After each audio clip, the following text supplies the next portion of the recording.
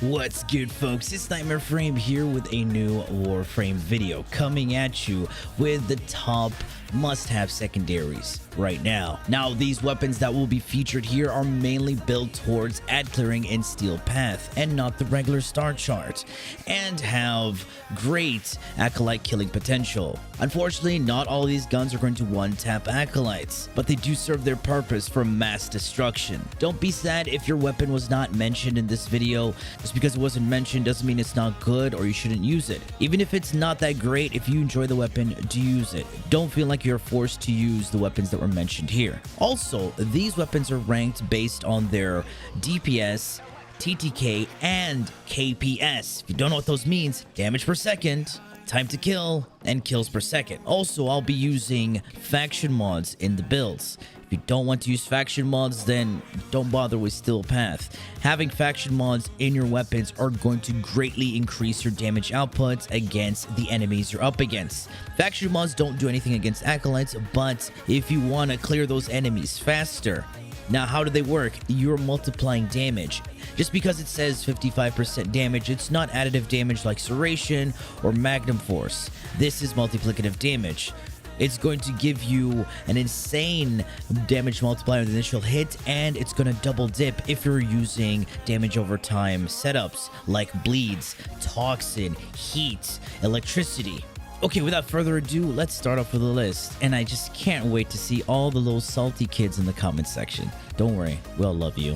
Before we start off the test, I'm going to be using my unranked Loki with no arcanes, no special mods to influence the damage output. Also, for all these secondary weapons, you can use Warframe abilities and buffs in real mission to increase your damage output and utility. And for even more utility, I highly recommend to use Arcane Pistolier, as this will increase your ammo efficiency. Basically, not having you reload, which is really useful, so you can save up on ammo.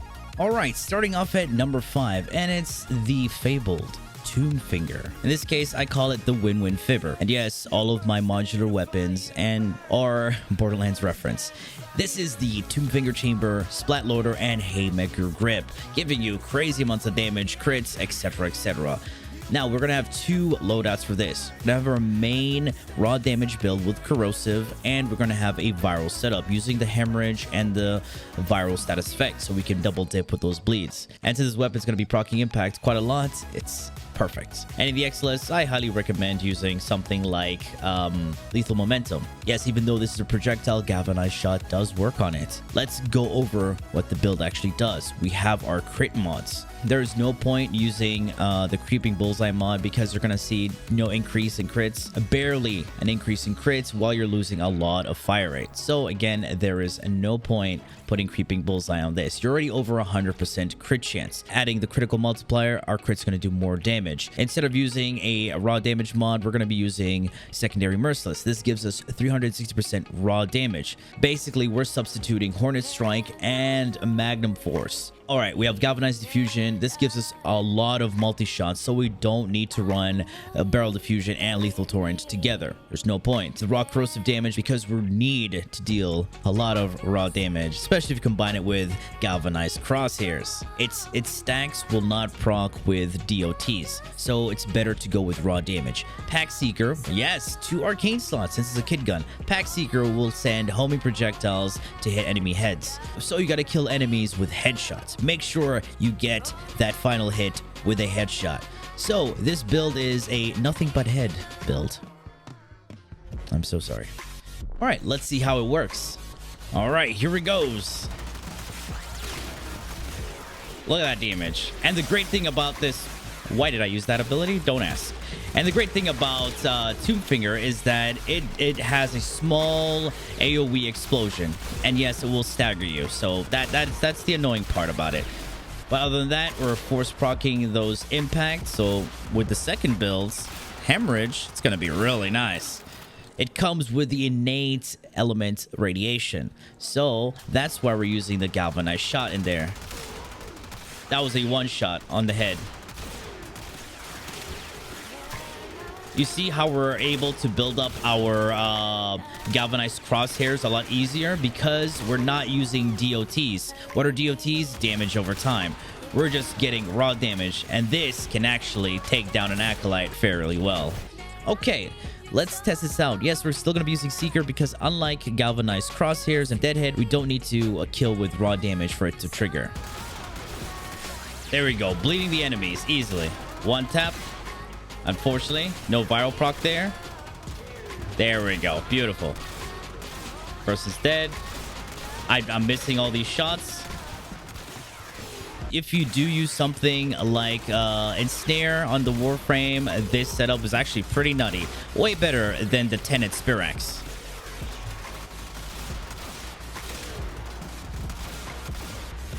There we go. Right, at number 4, we have the Nucor.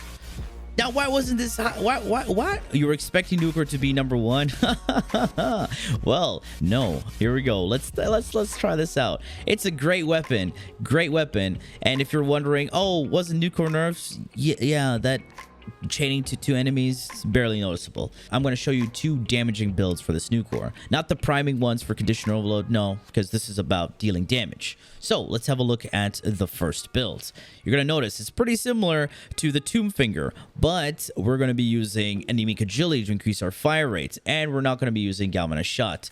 You can use galvanized shot if you want, but then I'll suggest running arcane velocity on your Warframe because this weapon needs fire rate, and the increased damage is going to be helping it a lot more. I'll show you the difference between 2 of the setups with arcane velocity and galvanized shot, and without galvanized shot and this setup. This one is just more versatile because you can just take it and go and use it on any Warframe you want. Let's test it out. Get them stacked up.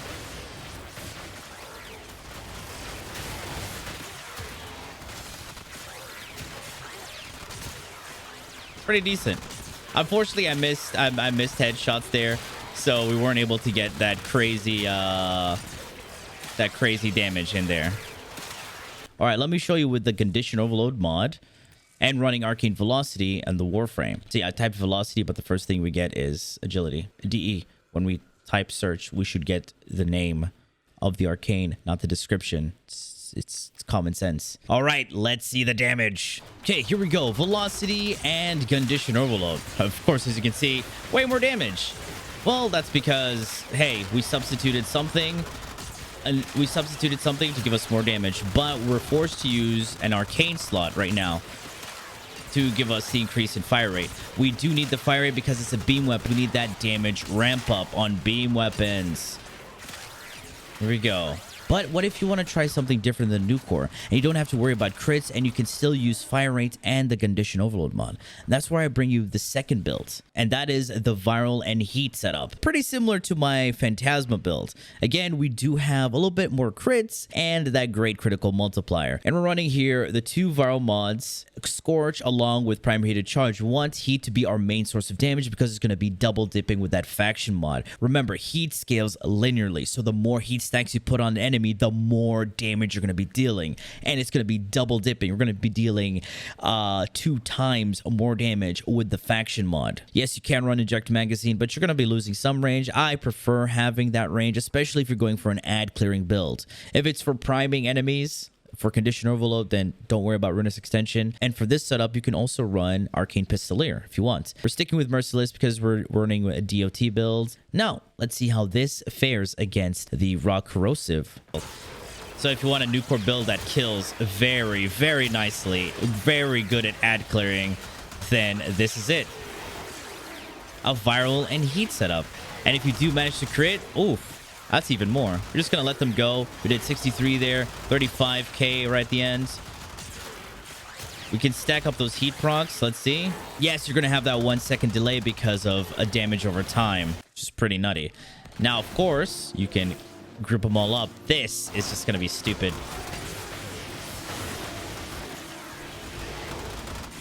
All right, number 3, I'm coming at you with the Spore Lacer. It is built with the Spore Lacer chamber, Splat Loader, and Haymaker Grip. You're noticing a pattern here. Let's take a look at the builds. And yes, we're going to be running a raw damage build with galvanized crosshairs. to give you those extra crits. And yes, this is going over 100% crit chance, meaning we will see some red crits. I see some people getting excited. Ooh, red crits. Ooh, pretty. And yes, anemic agility because it does need the fire rate. You can drop this out if you don't like it. You can run gunslinger if you want, if you feel like, oh, I'm losing out on some damage, but you won't even notice it. Steady hands. This thing has annoying recoil. So, and me, I don't like recoil, so I use this. You could run primary deadhead, but merciless is just a lot more consistent than deadhead on this one because it does AoE splash damage.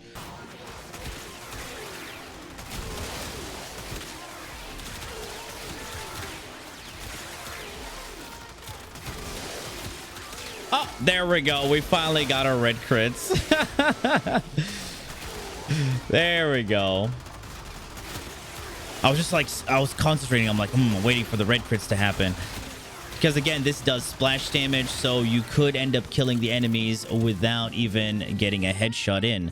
So, I mean, if you do want, you could run something that could crowd control enemies, like a Harrow or a Coruscant Snare, just to give you those juicy, clear headshots, so you can build up your galvanized crosshairs, just so you can get those red crits. And no, don't be copium to change your UI colors to give you red crits. That's really sad. And if you're going to say, oh, why don't you try Hemorrhage and Viral? Unfortunately, the impact proc is only on the initial hit. And trying to get a consistent headshot just so your Seeker, Pack Seeker, could impact proc, so your Hemorrhage can trigger, is just, again, not as efficient as going for a full raw damage build. So if you want, this is the way to go. And this decimates Acolytes. This is so good at killing Acolytes. Okay, now coming at number 2. If you saw the intro, you know what this weapon does. It's stupid broken. Now, as you see the stats, by the way, this is called Zymos. It's an infested weapon. You can get it from Father, Heart of Deimos. Now you're looking at this like, what is this? 5% crit chance? How are you getting all those crazy amounts of crits? For those who don't know, right? This weapon has a little nice gimmick to it. Once you get a headshot, you will have some weird things boring into the enemy's head, dealing a little bit of damage over time, and then exploding, sending out homing projectiles, which double dip in crits. Oh yeah, you heard right. So let's demonstrate how this weapon works. All right, here we go. Look at this. Just get that one headshot in. Aim once, and everything around it's gonna die. Get enemies. These enemies are moving out the way.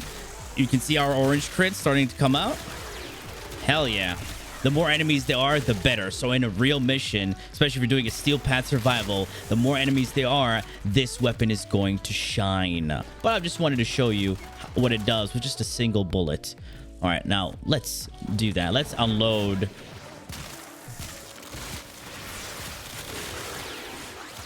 There, much better. Again, you don't have to get a headshot kill for this to work. Just get a headshot. Did I forget to show the build? Anyway, here it is. The build.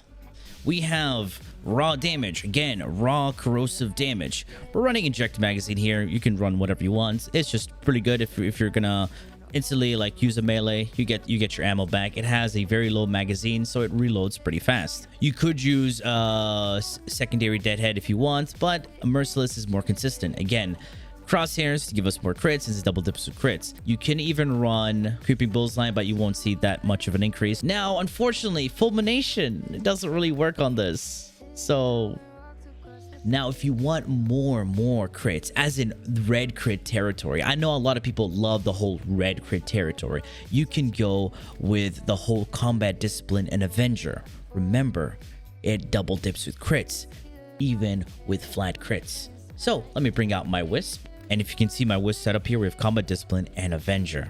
Okay, let's show you how much damage we're doing right now. All right, here we go. We're summoning the enemies. Let's put a mode so our Avenger, our Combat Discipline is getting healed up. There you go. You love red crits? Then, oh, boom, baby. This weapon is just for you. Look at that. That's juicy. I know I didn't want to show you with Warframe buffs and arcanes, but I just couldn't help myself with this weapon. It's some of the best juicy red crits you can get on a secondary. while clearing an entire room of enemies. I missed the headshot on her, didn't I? I missed the headshot on her. There we go. So if you miss a headshot, well, yeah. There we go. Much better. Look at that. Look at that. Look at that. And who brought this weapon to my attention was As Invasions. If you haven't seen what he does, go check him out. He does some pretty unique builds. Pretty fun ones as well.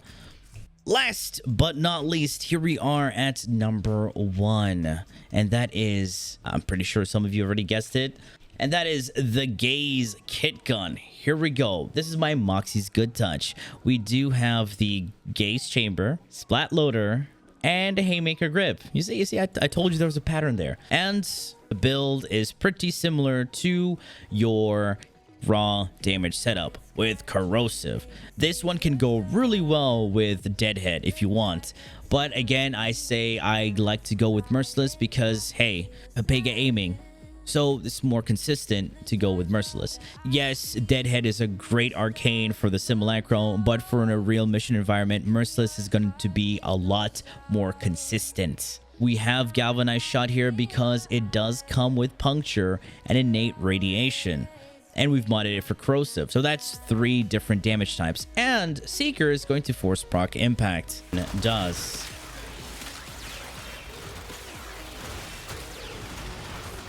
Oh, they made me miss the headshot. Evil.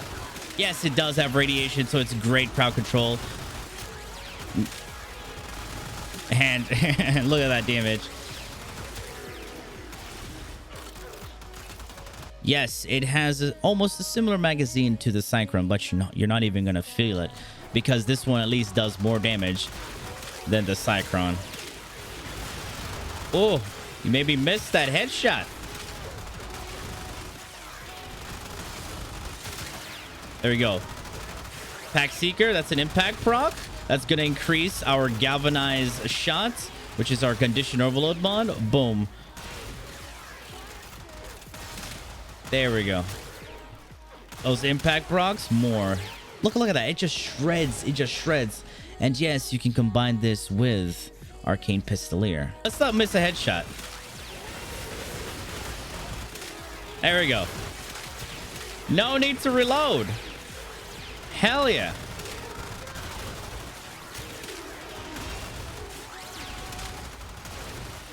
Feels so good when you actually get them headshots, right? Woo! Yeah! Nice. That's what it does. Oh my lord. It's a pretty good weapon.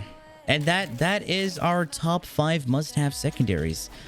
Do try them out. See how they feel with your playstyle. Then again, some weapons are not that great for other people, even though they do a lot of damage, but people just don't enjoy them. Again, this is a video game. Try everything out. You're going to have fun with something that's not that great. Personally, I'm a big fan of the Pandero, yet I haven't put it on this list because I don't want to be biased. I want to put weapons that are there to deal damage, clear ads, and make sure you're getting the most out of the weapons. Again, this is Warframe, a horde shooter. Want to kill enemies left and right and move on to our next target after each kill. We don't want to spend time staying in one spot unless you're, trying to be one of those cheeky Steel Essence farmer whipping the wall. Huh, remember those days? All right, guys, these are the top 5 secondaries. I do hope you've enjoyed and learned something from this video. And if you did, feel free to leave a like, share, and subscribe for more Warframe content, streams, and so much more. Do refer to the description. Thanks for watching, and as always, peace.